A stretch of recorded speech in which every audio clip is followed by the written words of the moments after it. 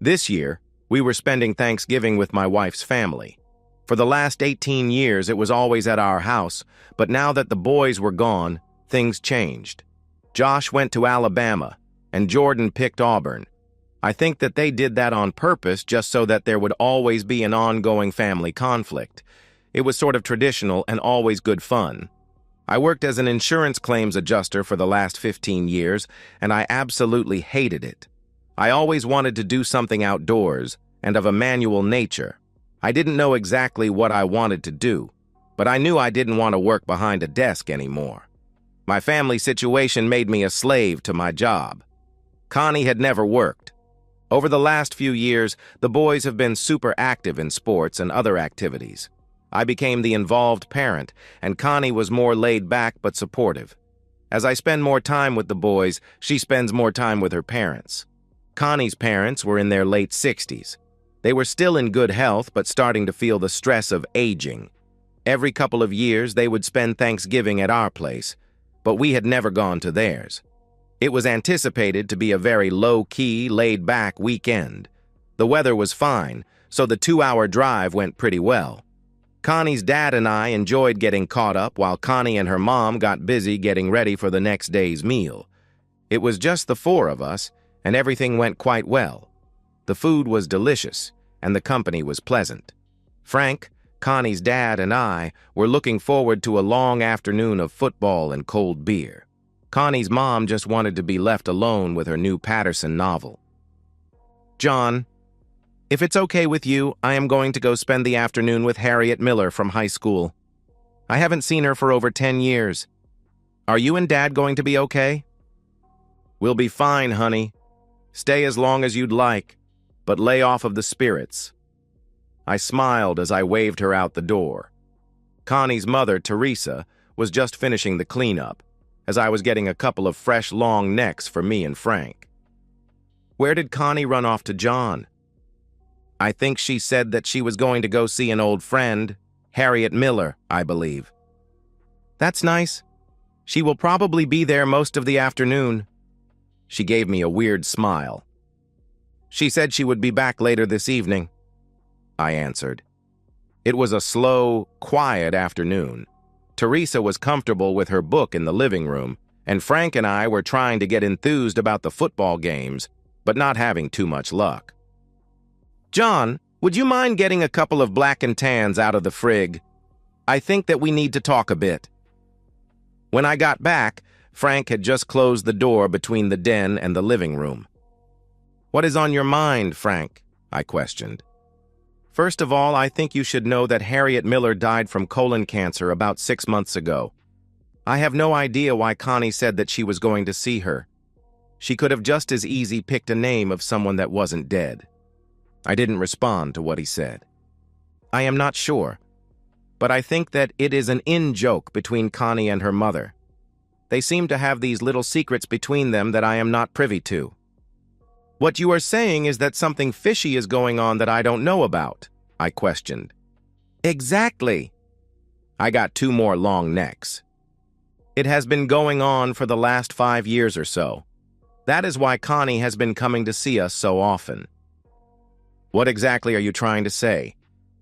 "I am a bit confused," I asked. "When Connie comes to visit us lately, she hasn't been staying here. I don't know where she goes, but I have been very specifically told to keep my nose out of it."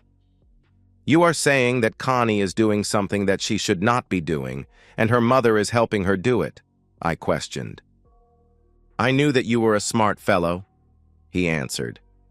I finished my beer, and we both started faking interest in the ball game. We didn't talk about it anymore. As time went on, Frank started nodding off, and I caught myself thinking about what my wife was really up to.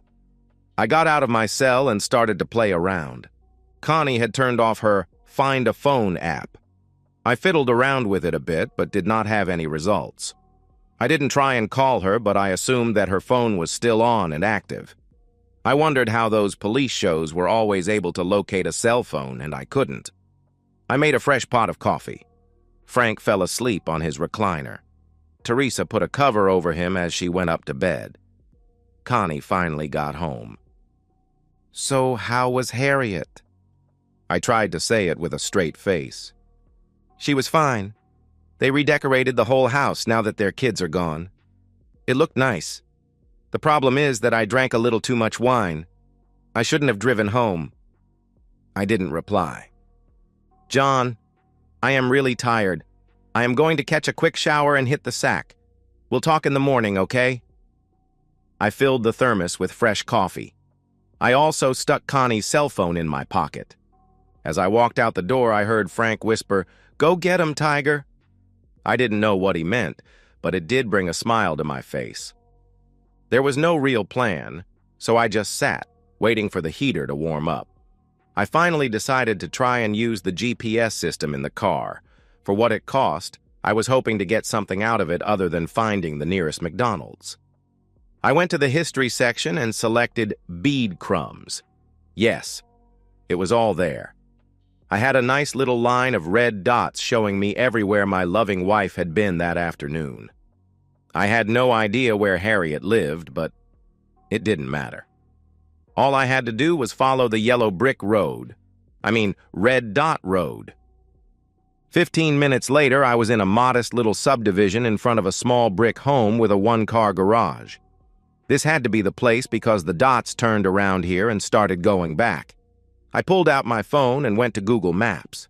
It took a bit of manipulating, but in a few minutes, I knew that I was directly in front of 321 David Drive. If I had known what I was doing, I could have figured everything else out in a matter of minutes. I didn't know what I was doing, but I did stumble through it and found out that the house was owned by Henry Parker. Henry Parker was Connie's high school boyfriend, and if I remember correctly, had even taken her to the senior prom. So she visited an old boyfriend and spent some time with him. That doesn't necessarily mean that they spent the afternoon actively engaged in intimacy. They might have, but I had no proof. All I had was enough to cause a bit of grief in my marriage. I hated halfway crap. I was going to just go back to the house, but at the last minute, I decided to continue backtracking the breadcrumbs. It turned out to be a good decision. It seems that Connie did not go directly to Henry's house. She stopped by a local CVS drugstore that was on the way.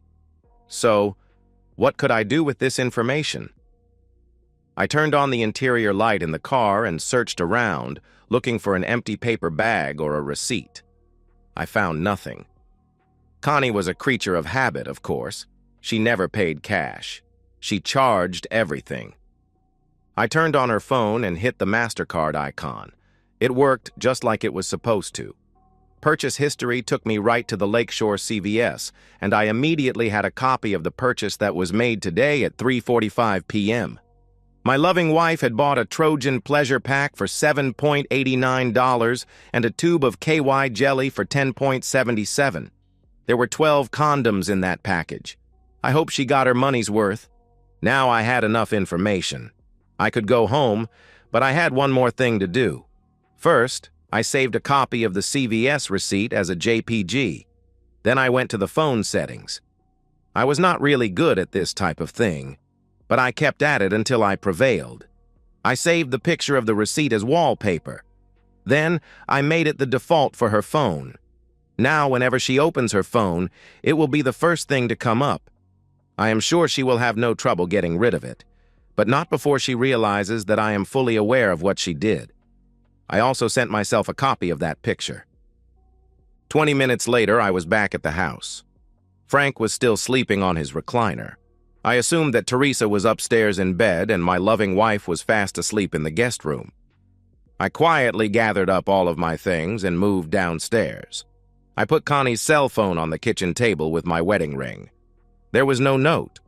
I didn't feel that it was necessary. I was ready to walk out the door when I saw my father-in-law in the doorway. "How did it go, John?" he asked. "Just as you expected." He smiled and gave me a small wave. 5 hours later, I was home. 5 hours after that, I was on my way to Florida. No more crappy job, no more crappy weather, and no more cheating wife. I was tempted to stop and see the boys, but decided not to. For some strange reason, I ended up in Baldwin County, Alabama, instead of Florida. It seems as if there are hundreds of deserted mobile homes located in developments around the area. Retirees buy the homes and then die. Their heirs are then stuck with having to continue paying lot and community fees until the units can be sold. Sometimes, this takes years, so there were many rentals available. Within a week, I had a new address, a new driver's license, and a new bank account. All my Pennsylvania accounts were closed out. After filing a declaration of domicile, I contacted Alabama and Auburn to change the status of the boys to residents. I transferred all of the money from all of the accounts and even the boys' college funds. Because I am a good guy, I paid off all of the credit cards before closing them. Connie still had her Kohl's card. I canceled the insurance on the house and on Connie's car. The car was in her name, as was her cell phone. I was going to cancel the utilities, but changed my mind at the last minute. I wasn't hiding, but I was not letting anyone know where I was. I won't bore you with all of the other mundane actions that were required. You already heard that story 100 times. I did call each of the boys and explained the situation as well as I could without sounding like an asshole. They were not happy and did not understand, but seemed to accept it. I got a job at the Escambia Boat Works, scraping boat hulls. They were not interested in paying me under the table for insurance reasons, so I ended up having to go the above-board route. It didn't matter since I didn't care if anyone found me. I didn't break any laws. I got a $10 a month membership at the closest Planet Fitness. I had no desire to get into an exercise regimen, but I did need a good place to shower after work. The bathroom facilities at the rental trailer were barely adequate. After showering, I usually ate out or picked up something to go. The routine smoothed out quickly, and I was a happy camper. Frank, it's me, John. Just thought that I would check in and see how things were going. Hey, Guy. Good to hear from you. How long has it been now? Almost 4 months, he asked. Just about. I've been busy just getting settled. I had my phone turned off almost the whole time. I only turn it on when I need to use it, mostly to order takeout. So what the hell are you doing? He asked. I rented a small mobile home and got a job working at one of the local boat yards. I lost almost 20 pounds already and I am not even dieting. The boys are coming down for spring break. I am looking forward to seeing them, but not to having to explain why I left. We'll see how it goes. Well, I am glad to hear things are going well for you. Everything went to hell here. Did your wife contact you? He questioned. Frank, I have not heard a word. Not one message popped up on my phone. I was actually expecting to be inundated with stupid calls, but I did not get one. The only messages I got were spam calls. What the hell is going on? I could hear Frank laughing on the other end. John, you would not believe it. Connie and her mother actually celebrated for a whole week after you left. The first thing that Teresa did was take your wedding picture off of the mantle and put up an old picture of Connie and Henry going to the prom. I didn't even know that she kept that picture. Well, I expected some kind of fallout, but not that. I guess everyone is happy now? I asked. Well, not really. The chickens did come home to roost, so to say, when Connie returned back home. She could not even pay the utility bills, let alone the mortgage. Things went to hell pretty fast. The house will be going back to the bank next month. She still owes the back utility bills. Hell, she can't even pay her Kohl's bill. How is she living? I questioned. She was going to move in with us, but at the last minute she decided to move in with Henry. I was relieved at that. She is angry that you closed out all of the bank accounts, but not enough to contact you about it. Henry seems more than willing to support her. Frank and I chatted for a few more minutes. I promised to call again after the boys went back to school. I had mixed emotions about the whole thing. On the one hand, I was happy that I got away clean, but on the other hand, I was a bit upset that there was absolutely no remorse. I guess I didn't do it right. The boys stayed for a week, but to be honest, they spent most of the time in Gulf Shores or Panama City Beach. They refused to get into any discussion about the marriage. They said that Connie called each of them one time, said that I left, and gave no further explanation. They didn't hear from her again. They were happy to hear that I would still be able to take care of their tuition. I told them to get Alabama driver's licenses and use my address. I had no social life. I did not go to bars. All the waitresses at the restaurants I frequented were either too young, too old, or too desperate. I did start working out a bit at the fitness center, just because I was bored and looking for something to do. It was nothing as you read about in the erotic stories, however. Of course, there was not much going on where I lived either. I think 90% of my neighbors were on Social Security. I became addicted to YouTube videos. 2 years passed. Nobody ever knocks on my door, especially on Sunday morning. I finally decided I had to find out who it was, just to shut them up.